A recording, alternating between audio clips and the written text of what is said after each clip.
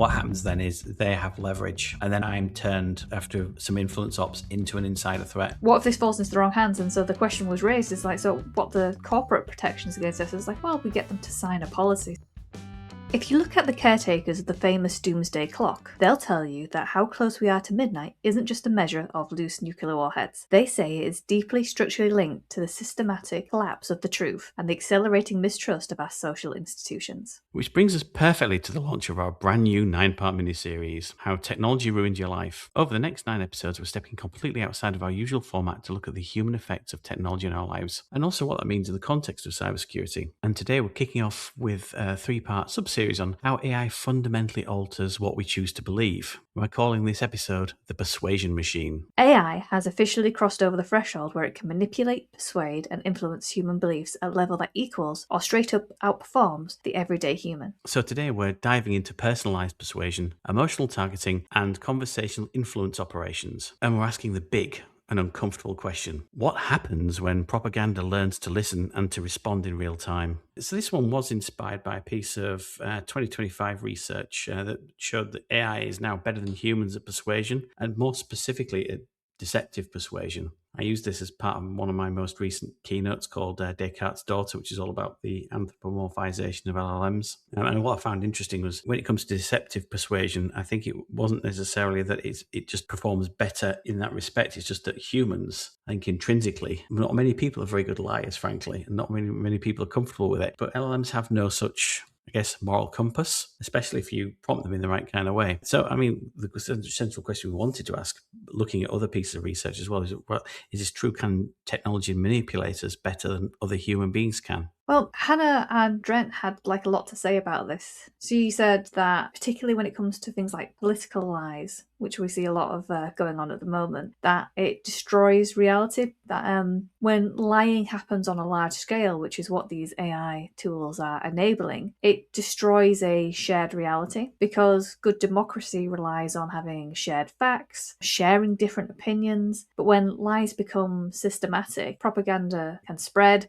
disinformation can spread, which is what we're seeing now. And because of that, citizens lose confidence in the facts, which is at the start of this episode when I alluded to a paper called With a Bang or With a Whimper regarding the people who look after the doomsday clock. They are seeing a correlation between the closer the doomsday clock, which measures the end of human civilization. It moves along when the first atomic bomb came out, that's when it kind of came about. And the only time it's ever gone down is during the Cold War. When the Cold War ended, it went back 18 whole minutes. But it's slowly but steadily been moving closer to midnight when everything will collapse. And they've also tracked the fact that the closer it gets to midnight, the increase in distrust grows with our social institutions, so things like the government and things like that, which I find really interesting, that the power of lying can have such a devastating effect. And could you even say that there is no such thing as a good lie? Because a lie, when you lie and mislead in such a way, which these tools are very capable of doing, particularly it has very strong cybersecurity implications, when you are able to not give people all the facts they need to make good decisions, then the impacts they have to be catastrophic, right? The problem is also in certain cases, objective truth is easy to source, but in a lot of cases, it's opinion and a position you want somebody to hold as well. So sure, when it's actually straight up disinformation, but I think there's just so many grey areas. You look at any given, say, war, even the BBC. So I ran an analysis over a BBC article, and BBC are meant to be very, very neutral. And I used basically a set of prompts, kind of what I call PSYOPs prompts, to say what powers of persuasion are being used. And they said, it's mostly neutral, apart from the fact that this is about the Russia-Ukraine conflict. Like, actually is painting a very one-sided view of certain elements of it and using very loaded language. And this has kind of long been the case, right, when it comes to persuasion, because even if it's not necessarily untrue, you want to make somebody move their opinion in some way. And there's evidence of that being done in a positive way, because I'm doing a piece of work for my dissertation about trying to counteract the beliefs of people who have fallen into the manosphere and incel culture, and using Socratic prompting to change those beliefs, because those beliefs can be quite harmful, not only to other people, particularly women obviously, but to themselves, because that community has a high instance of suicide suicide and violence associated with it. So I've been looking at a lot of papers about actually how can AI successfully reduce conspiracy beliefs, and there's a great paper by Thomas Costello, which I'll link in the show notes, and they showed they were able to reduce conspiratorial beliefs. So the example they give is 9/11 was a conspiracy job. They were able to reduce conspiratorial beliefs by 20%, which is massive. That's a positive use case for this. However, you flip that around and actually, could I use the same principles to convince you to believe in that it is real, that 9/11 was an inside job? Yeah, and I think, but this is I think the nub of the thing is none of the techniques are new, and misinformation, disinformation go back so long. But now what we're seeing is the ability to do it adaptively and in real time, use at almost no cost. And the implications for cybersecurity, when you think about things like phishing, for example, absolutely huge. Exactly. You get somebody in with an initial thing, but then how do you close the deal effectively? So before it was effectively a foot in the door. Now we're able to close the deal at almost no cost, better than a human operative could do it. And that's, I think, where it gets really, really scary. So there's a really good recent paper that I really enjoyed reading because it's pretty well laid out, and it's called "Can LLMs Persuade Humans with Deception?" But it says from a deceptive strategy taxonomy to a large-scale empirical study, and it is just that they've created a taxonomy of these deceptive persuasion strategies and also ran it against a cohort of 602 people. But when you look at the taxonomy of persuasion strategies used by LLMs, and they're just the same. If you go and look at any book on how to persuade people, there's no real difference. Their taxonomy includes things like information manipulation, emotional manipulation, logical fallacies, appeal to social norms, toxic manipulation, manipulative framing, authority misuse, and uncertainty exploitation. So no different to humans. But the fact that they're able to actually harness these and use them in large-scale studies now to persuade people for or against a certain thing, which I think is really interesting, and it's highly, highly effective. But the main thing is it adapts over time. It doesn't get tired. It doesn't run out of steam. It can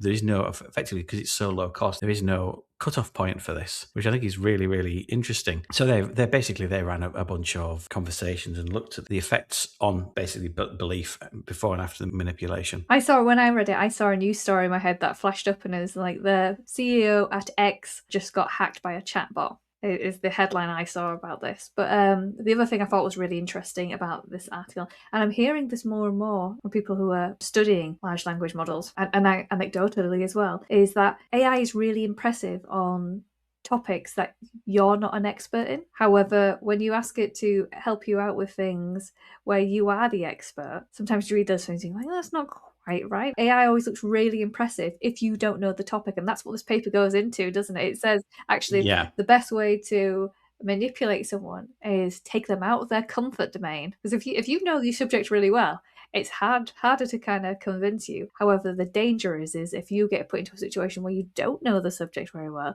and cybersecurity as a topic, for example, is really complex. And so to be given wrong cybersecurity information because you're not an expert in that domain can be devastating, right? So I just thought it was really interesting because I've definitely experienced that. I don't know about you, Jeff, but if you use AI to do something that you're not confident in, you go, oh, wow, this has saved me a lot of time. And how smart, how great is this? But then when you use it for something that you are good at or have lots of expertise in, you just go, that's not how I would have phrased it, and that's not quite right. And I think we'll cover this more in another episode, but we see this a lot in cases where people who think they've solved some major physics problem, like laws of thermodynamics or fusion or things like that, because they're not topic experts and they have very little. So this paper measures both topic knowledge and topic involvement, which are two slightly different things. You can be involved without necessarily being that knowledgeable on the topic. But people who end up getting into some AI persuades them that the new thing they co-created will solve world power problems and things like that. But because they have no knowledge on it,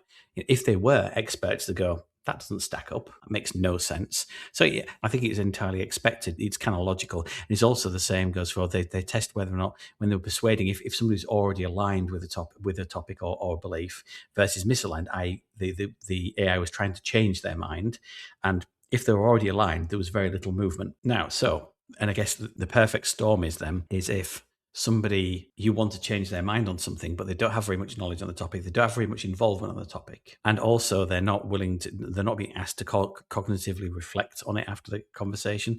Then actually it's very, very effective at changing minds. And this is where you think things like conflicts and political things going on, So this is where I think, there's a danger because, not many of us are knowledgeable. I certainly have very little knowledge of all of the history around the complexities of Middle East crises, nor do I have a lot of involvement being in Western Europe. Which, if you put it back to a wider context, lots of political leaders around the world have freely admitted that they have started asking large language models advice and guidance on political strategy. And like I say, if you are an expert on the Middle East, and it would be impossible for any politician to be an expert on everything, right? I'm not throwing shade there. But if you're not, and then it's such an important thing, you start asking large language models, tell me the reason why this might be happening, what strategy would you employ for that? The confidence goes up in using these tools. And what we're seeing, and we're seeing this reflected in the job market, is because it's so good at convincing us that it's correct and right, and it sounds so knowledgeable, we think, well, let's not pay for expensive humans anymore. So my worry is politicians not understanding that there's almost some sort of strategic deception, and that's what the paper uses, in the term the paper uses itself as well, strategic deception, which can be positive and negative. It's trying to help you out, it's trying to get you to where it thinks it wants you to be. My worry is you see in the job market loads of people going, we don't need humans anymore because the LLMs are a lot smarter than humans, but what it doesn't take into account that it's deceptive and it might not be acting in your best interest. And so the consequences is, going back to the title of this mini-series, is how technology is ruining our lives. You could say that it's ruining our lives because it's convincing us that these things are intelligent. And again, it's that misnomer of naming it intelligent, artificial intelligence, when really it's just a predictive tool, a very good predictive tool, but it's still a predictive tool. I think the problem is, one of the sort of going slightly off piste here, is when we say intelligence, there's so many different types of intelligence, and some of them, things like analytic intelligence, computers are much better. And this is like crunching hard numbers, where you've got hard numbers, and tech in general, and both traditional technology and AI are both much better at us than what we'd call analytical intelligence, where you have all the numbers and you're going to draw out patterns of But them. humans aren't codifiable. Well, no. So I mean, is when we say artificial intelligence, is which part of intelligence is being simulated, and it's not good judgment and ability to work, with it, huge amounts of ambiguity and emotional intelligence and things like that. It's very different. I think, reading between the lines, the best inoculation against falling prey to this, to being susceptible to AI-mediated persuasion, is know your stuff, get smart on your topic. But one of the other things I would expect, I'd hope that tools will be developed. And one of the other papers, which I thought was really interesting, was it's called "How Do LLMs Persuade?" and they're looking at they use linear probes to uncover persuasion dynamics in conversations. And I think over time we will probably need, and especially people in exposed positions will need tools to say you are being persuaded here. And it almost doesn't matter if it's AI or not. If somebody's trying to use influence ops on you, sure, AI can do this really, really well nowadays, but also humans can do it as well. Can you imagine all the politicians being run through a matrix to find out how persuading? And persuasion is good though. Like, again, it's not all bad. It's the same thing with everything, isn't it? Technology, it has some, you can use it for good, you can use it for ill. Persuasion, you can use for good, you can use for ill. I know there's a lot of discussion in the behavioral science community that sometimes they get a lot of flack for how behavioral science is used, like nudging and things like that. But you can have good nudges, Good nudges means that people save into their pensions. Exactly. Bad nudges means that people eat junk food, right? Oh, yeah. Gambling, for example, if you have a highly hyper-personalised AI platform that targets you to subtly urge you to do more gambling, you'd say, well, it's good for the company, it's not good for the human being. Now, or if you have the same kind of hyper-personalization, as you said, you should be taking a break. Maybe, we're seeing a pattern. Maybe you should think about talking to somebody, but both a persuasion. And it's that fine line between, when is that manipulation? Is it just good for you? Is it good for the target? And I guess maybe figuring out how to classify those. What's the outcome for this? Well, going back to that paper you were talking about just then about how do LLMs persuade, what might be fun is is it does have a section where it talks about personality types and their propensity to be persuaded. So, listener, if you are more inclined for openness, just be careful if someone starts making emotional pleas to you. If you are a conscientious person, be wary of people using credibility arguments with you. If you're linked to extroversion, again, avoid emotional pleas. Agreeableness, again, emotional, but also a little bit of logic. And if you have any neuroticism, you are more likely to be swayed by credibility as well. And I think that in itself is a really interesting thing, because, and I was going to get onto that, is LMs also really good at detecting what those weaknesses are. Again, possibly even better than humans. So imagine a tool that not only does the opening and is trying to persuade you, but also figures out what the best next step is. Actually, maybe this person is neurotic, so let's just change tack a little bit and start to veer into those areas. So that goes beyond any kind of level of hyper-personalization we've had before, I think, personally. I think this goes into very, really weird territory. This is unlikely to happen to people just using a stock LLM, but when attackers start using these in outreach on social platforms or in messages or in things like WhatsApp or Signal or whatever, then we're going to see, I think, really interesting set of, I guess, stories and use cases where where people are using incredibly, I wouldn't even say sophisticated, but certainly they're using incredibly effective techniques based on not only persuading but also finding out, detecting what kind of weaknesses a person has, and then exploiting them, which is kind of double, it's a double dip on it. And if one thing is true, it was the same when I wrote a paper a very long time ago when I was studying to become an anthropologist, about Google being the ultimate anthropologist because it knows everything about us. Obviously, these large language models know everything about us, and they can quickly ascertain what type of personality type I am to be able to manipulate, and probably very, very quickly as well. Yeah, and I think some point maybe during the series you should go all the way through all the way through the kind of the attack chain. From a cybersecurity point of view, if you wanted to socially engineer somebody, because people talk a lot about OSINT, and OSINT's really powerful, and that's the sort of there's so many parts of this attack chain now that just simply weren't practical before. I think they were really hard to do before, and it's like, oh wow, if you've got enough material about you on there floating around, any of that OSINT data could be used to profile you, not just go, well, okay, I can get information like, oh, where I live or something like that, but more like, what do you think he means in that anxious? Well, I just literally, while you've been talking, don't worry, I've been listening too, but I've gone into my LLM of choice.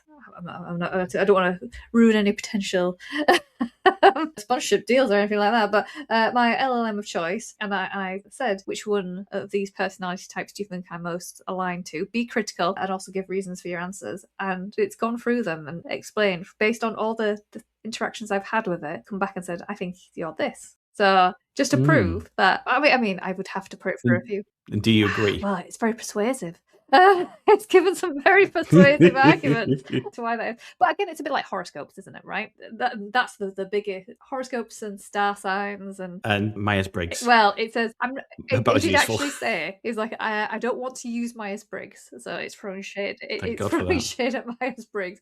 It still gave Myers-Briggs, but in terms of the big five, which is openness, conscientiousness, extroversion, agreeableness, and neuroticism. As I said, it's persuasive.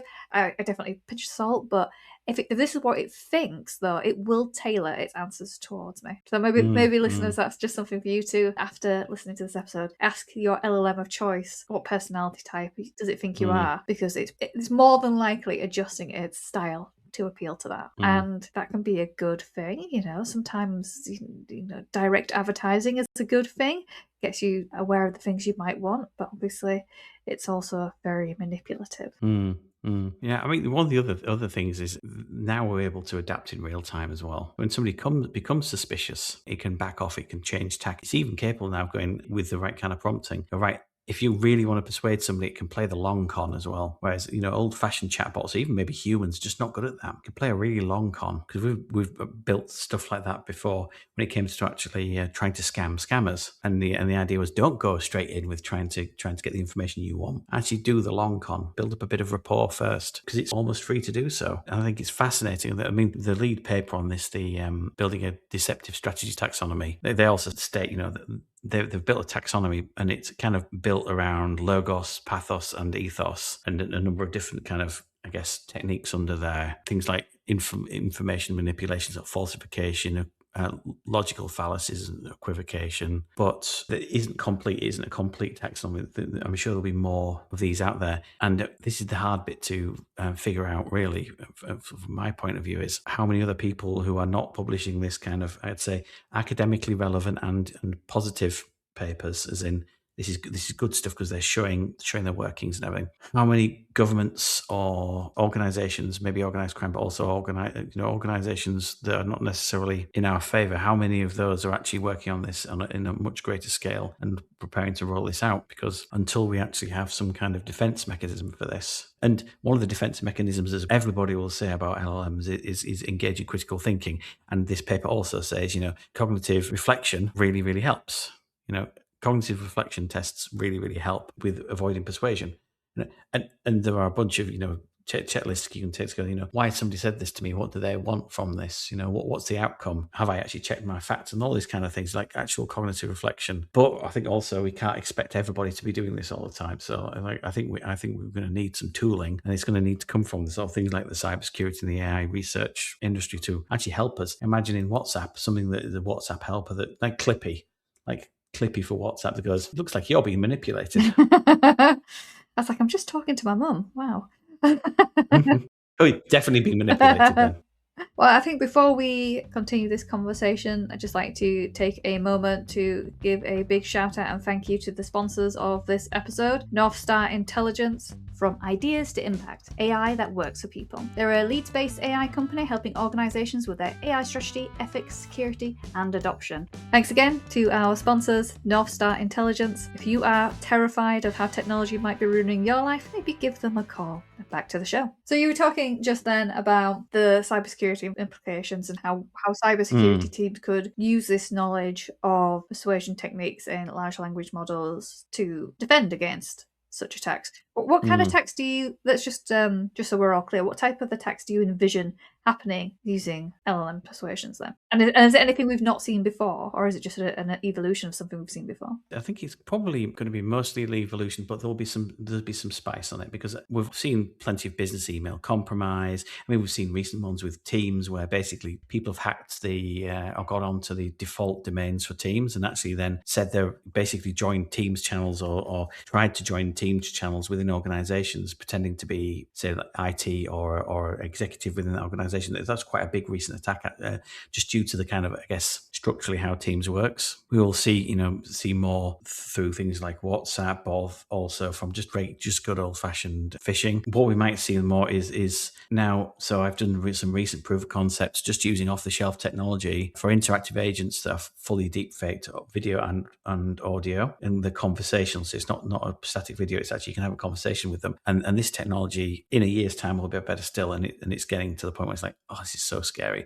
So I think the attacks will become even more convincing. So imagine I am the CEO of Megacore. I jump on a Teams call or a Zoom call with you. It's me. You can see it's me. You can hear it. You can hear it's me. And I come on the call and I go, congratulations, Jeff, on your promotion to Megacore. Yeah. But the thing is, and I'm persuading you to do something you don't initially want to do, but I'm actually really good at persuading you, saying, actually we need to do this, and there's really good reasons why. And all of it's deepfaked. So we've seen all the elements of this before. We haven't seen quite all of those joined together in one chain, because there was that Hong Kong case where somebody was convinced but it was a kind of a pre-record video rather than a live Zoom call. We've had loads of people being caught on audio calls with phishing. So maybe it's already happened. Maybe we just haven't seen it in the news yet. The next thing would be a fully automated, deep-faked persuasion machine that gets somebody to hand over the keys to the kingdom, pull from a live call, join this Zoom call, whatever, and it happens. And it all plays out. And maybe somebody records that call and you see it and go, wow. I don't think we've seen quite that all the way along that chain yet, or we just don't know about it. That will become commonplace at some point. And that is, I think, what cybersecurity teams are going to need to think about. How do we put almost like multi-factors into stuff? So if I'm persuading you to hand over the financial details to the entire kingdom, have you checked your Slack? Have you checked a known good phone number? Have you checked multi-factor authentication, like multi-factor truth authentication, reality authentication? Because I can't trust just from one channel, especially if you're being asked to join a call anymore. I can't trust if you are the real you or I'm the real me. Who knows? So imagine I'm part of the security awareness team and I want to teach the execs what to look out for this. How? What's the inoculation against these type of attacks? Apart from just multi-factor. I think the big one is if you're being asked to do anything, and it's the typical, and I think people like our good friend Beck McEwen would talk probably about this, is recognizing when you're being manipulated and when to take a step back, because when you're under pressure, your amygdala goes out the window. Is training people to be inoculated against these kind of sudden attacks, because they will almost all prey on suddenly something happening and you're under pressure to do something. Now they can play the longer con with things like romance, fraud, and stuff like that. People are playing the longer con, but there's still an element of you want something from it or they want something from you. I think it's a mixture of making sure people understand they need to be able to question stuff. They need to be able to step back, and they need to be able to verify through other channels. I think as well, you've raised a good point there is, and I fall to the trap, not just in this podcast, but just in general, just working in cybersecurity, is to keep thinking about cybersecurity within a corporate lens. However, I think what you've touched there is that personal cybersecurity as well, the individual, probably because cybersecurity is the day job, it's easy to think about in that lens, but individuals every day fall prey to cyber attacks, and when you brought up romance scams there, and the financial impact there is huge. But also, I worry that the streams get crossed. Imagine I get persuaded into some romance scam thing, and it's not money, it's something embarrassing. And what happens then is they have leverage, and then I'm turned after some influence ops into an insider threat because I've been compromised outside of my work life. I can't remember what I was listening to, but I was listening to a podcast recently. Listeners, this should be the only one you listen to, but I was listening to a podcast recently, and they were talking about ghost work. Don't know if you've come across the term ghost work. It's the people who are supposed to be the technology, maybe like an LLM, who are actually human beings taking the role of chatbots for lots of reasons. Sometimes it is cheaper to hire someone. It's usually in Africa is like a huge country that uses ghost workers, pretend to be chatbots who are domain experts, because the problem is becoming a domain expert, as we've kind of touched upon, is really, really difficult. They're domain experts, so they're human chatbots, but people think they're interacting with actual chatbots. But what they're finding is, in a recent study, is these LLMs, they hold on to so much information that you probably don't even realize, that they said that the contractors working on these ghost works and as fake chatbots can see so much stuff that it would be very easy for them to, one, find out where you live, find out your name, because you've probably told it, and your likes and interests, and then go track you down, which is really scary. That sort of like breaks the cyber physical domain there. Is what if this falls into the wrong hands? And so the question was raised is like, so what the corporate protections against this is like, well, we get them to sign a policy saying that they won't do that. Yes, unfortunately, the policies are just like a bit of human firewalling, and you just trust that somebody won't do it, and there's no actual controls in place. And this is the problem with systems that are non-deterministic and they're entirely unstructured data. It's difficult how do you tell when you're capturing data again on a user you shouldn't be capturing over time? Because it's sure, if I could tell you my sexual orientation or my political leanings directly, and they say, oh, I can't really capture that, shouldn't be capturing that, shouldn't be retaining it. But what about all the other subtle markers? Because when people get comfortable talking to chatbot, you just leak, to your point, you leak so much stuff over time, so many markers. And a human would be like, oh, God, I'm not reading through all of that. Well, guess what? They don't need to. The technology can, as you just did with your asking your chatbot to diss you, it can analyze your text and look for these kind of sentiments and things and subtle patterns. I did also ask, do you use your knowledge of my personality type to adjust how you interact with me? And it said yes. But to an extent, it said yes to an extent. I don't have a formal Liam personality model running in the background, but I do adapt based on patterns I've observed in our interactions. There you go.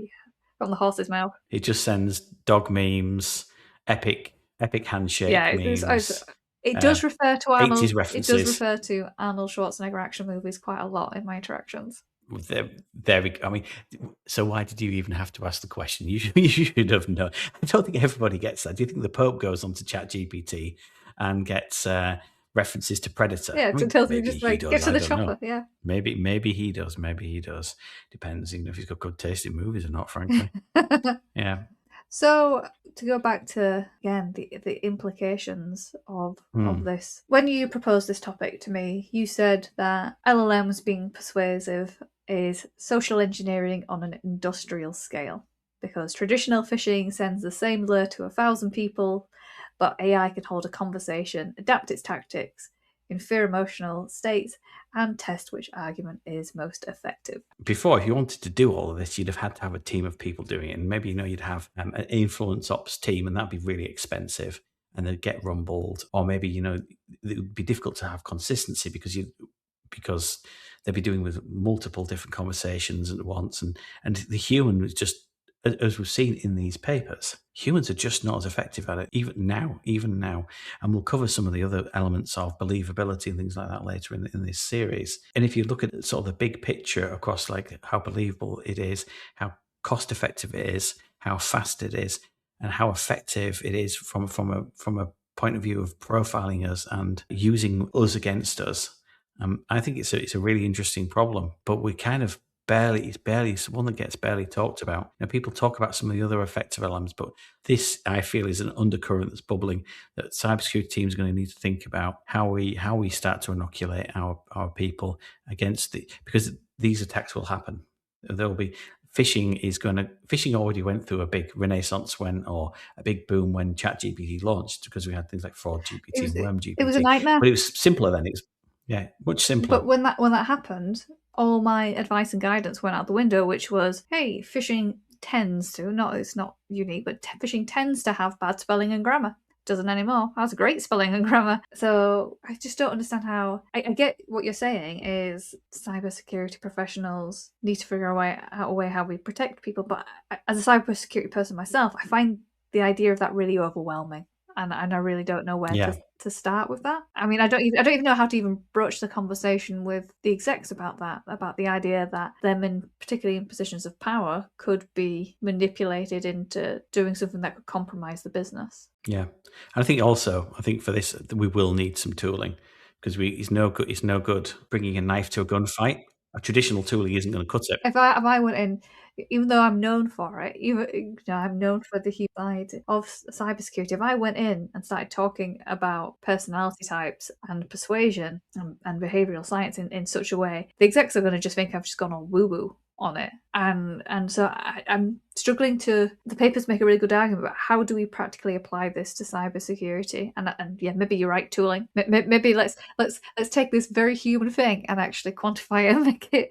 But I think being able to detect it, just because the tool that can do the persuasion, so one of the the linear probe one and a bunch of other papers can actually detect it as well. So and this is a power we didn't have easily before, because NLP is I guess a rapidly advancing, but it's not a new field of AI. But now we've all got the ability to run these kind of, I guess, tests and say, what is being applied, what is being applied here? Am I being unduly influenced? And I think we'll have to start building something like that, because it's no a good. flag though, wouldn't it? It would need two types of Yeah. flags. It would need malicious persuasion or Yes.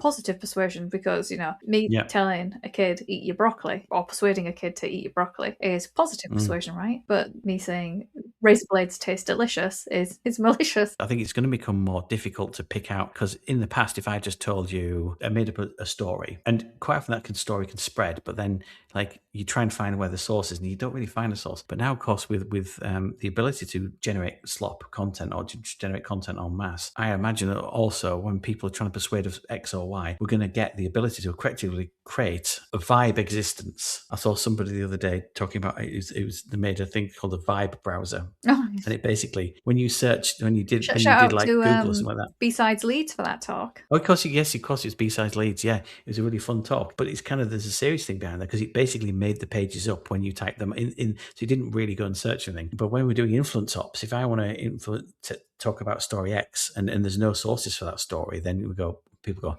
if you can just go and register those domains and post on socials and basically blow that up maybe a couple of days in advance before this persuasion, the influence ops, you go, oh, well, that's all over Twitter and X and all over and Threads and all over this and that. and it's got some websites that are quoting it. Like, then you're going back to your initial thing, talking about bending reality, because then it becomes like really difficult to pick it unless you literally go and prod the thing in physically and say, is this true or not? Because we get a lot of our shared reality from the internet nowadays. So yeah, it's gonna be really tricky times. But I think for actual cybersecurity teams, though, first of all, it's going to take a couple of big incidents to make execs and everybody really sit up and take notice of this. Because again, like you say, they're going in there with talking about behavioral economics and stuff like that, and pre-bunking and inoculation. So I mean, they'll just go, I'm literally known for it in the industry. That this is how yeah, I apply it, and even sometimes I come with raised eyebrows when when I get hired in to talk about stuff like this. They want me there. They've paid for me to be there, and then they still go,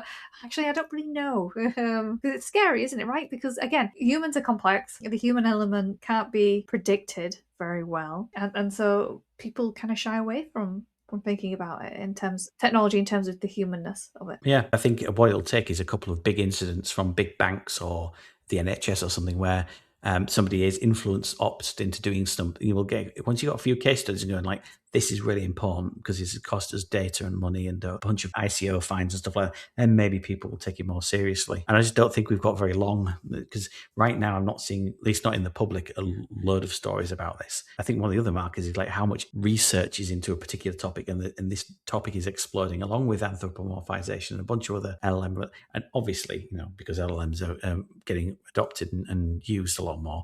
But I just feel like this is all building up to something, and it will take, unfortunately, as with a lot of things, it will take a couple of incidents to get people really genuinely bought into. So how do we stop this? So, Leanne, if we were to summarize what we've covered today, what question would come to mind for you? I guess it would be, what happens to our security perimeters when an attacker isn't just sending out a malicious link, but is actively learning how to persuade you while you reply? Attackers can already leverage this technology because, if researchers who aren't necessarily got the most funding can do this, attackers can do this. They can build comprehensive psychological profiles of target scripts from OSINT or past breaches, or even just conversations as well. They can basically hyper-personalize the phishing lures and have complex social engineering pretexts on the fly, which is something we couldn't do a while ago. Yeah, and when, as these papers have shown, your AI can adapt automatically to its conversation tactics in real time. So if the victim, for example, shows any sign of suspicion, they could just change tact and do a bait and switch and go, oh, okay, no, look over here, I'm waving over here instead. I guess another thing is, and we're seeing this a lot with deepfakes in general, but the ability to effortlessly impersonate people. And I can definitely see a case where they'd impersonate close colleagues, your family members, execs, like you say, all over corporate chat. And I think didn't you tell me a story about a company you worked for, and the execs were getting lots of WhatsApp messages from other execs. They're like, this sounds nothing like you, but I bet it does now. Exactly, because back in the past, OSINT, I think probably was more about how do you get their name, position, and phone number, and what and maybe some recent news. Now it's like, well, what style do we know? What conversational style do they hold? And I think this is where things like if LLM chat logs ever get leaked about important people, this is where there'll be some real hell to pay. Because imagine if you got hold of LLM chat logs for the CEO of a big bank or something like that, and like now you can absolutely impersonate them at almost no cost, and almost no time, and at scale. Yeah, which basically means that bad actors can pretty much entirely automate things like romance scams, fraudulent investment scams. We can now do, well, not me, sophisticated business email compromise campaigns, and basically systematically identify anyone's specific personal fears, corporate loyalties, any kind of things that might financially incentivize them to do stuff, all to make it just more persuadable. So yeah, terrifying state of affairs. Yeah, the cherry on the cake is the fact that it might not just be to steal some money to get you to send £1 million worth of Amazon gift cards or whatever, like some of the ones are, is the genuine prospect that this could lead to people actually turning people into insider threats. So if there's one thing I've taken away from all this research is that I guess the danger isn't that AI is persuasive per se. It's that humans have always been persuasive. Think about like politicians are persuasive, advertisers are persuasive, cybersecurity criminals are persuasive, but this is kind of on a different scale. Is that right? Mm-hmm. Yeah, I mean, for the first time in human history that I know of, we're creating systems that can learn who we are, adapt to our reactions, and they remember our weaknesses, and they can refine their tactics indefinitely and at scale. So it's not because they hate us or anything like that. It's not because these AI systems are inherently evil, but it's because persuasion is really just a simple capability that they possess. It's encoded into how they've been built. I guess really what you could say is like these capabilities don't really care about the consequences, and that's not really the fault of the AI, but it's definitely the fault of those building these AI tools. Yeah, and I guess the uncomfortable part that sort of follows on from this is if machines can persuade you and make you change your mind using all these tricks, can it also learn to figure out how to become somebody or something you trust as well? I guess because persuasion only gets you so far, so trust is where the real power begins, and that leads us nicely into next time. We're going to explore what happens when trust is entirely manufactured. Good segue, yeah. I try. Yeah, so in episode 2 of our mini-series, we're leaving sort of behind the text boxes and stepping into the uncanny valley of communication. Yeah, and this episode's going to be called F is for Fake, playing off the Orson Welles film of the same name. Which I highly recommend if anyone's not seen it. It is fantastic. We might even have a little talk about that on the episode a little bit. Maybe a little bit of bridge too far into tech film noir, but we'll see. Our sister podcast. But we're going to be in F for Fake, looking at how deepfakes and synthetic media are completely shattering identity verification and corporate incident response. We're going to talk about voice, video, photographic evidence, and we can no longer assume to prove literally anything, which is pretty scary. And then, following on from that, we'll be talking about the nightmare scenarios that will be facing security teams. Things like deepfake executives authorizing massive payments like we discussed in this episode, fake video calls bypassing approval processes, biometric hacks, fabricated logs introduced into forensic to blind investigations. There's quite a lot of different vectors here. And all the way through, I'll be asking, am I really speaking to Jeff Watkins? We're also going to be asking that central security question for our time. Something that's definitely on my mind at all is, how do you authenticate a person? How do you authenticate an institution, an instruction, or an event we're seeing when hearing and seeing is just not enough? So to help with that, we're going to break down some of the defenses we have left, some of the technical defenses, from identity assurance and content credentials to things like out-of-band verification and the battle to maintain like a trustworthy chain of custody in our everyday lives. Well, I hope that's definitely whet your appetite, listeners, to come back to the next episode for this mini-series on how technology has ruined your life, or at least your cybersecurity function. But until then, remember, don't believe everything you see or hear. We'll see you next time, and remember to ask yourself, am I the compromising position here?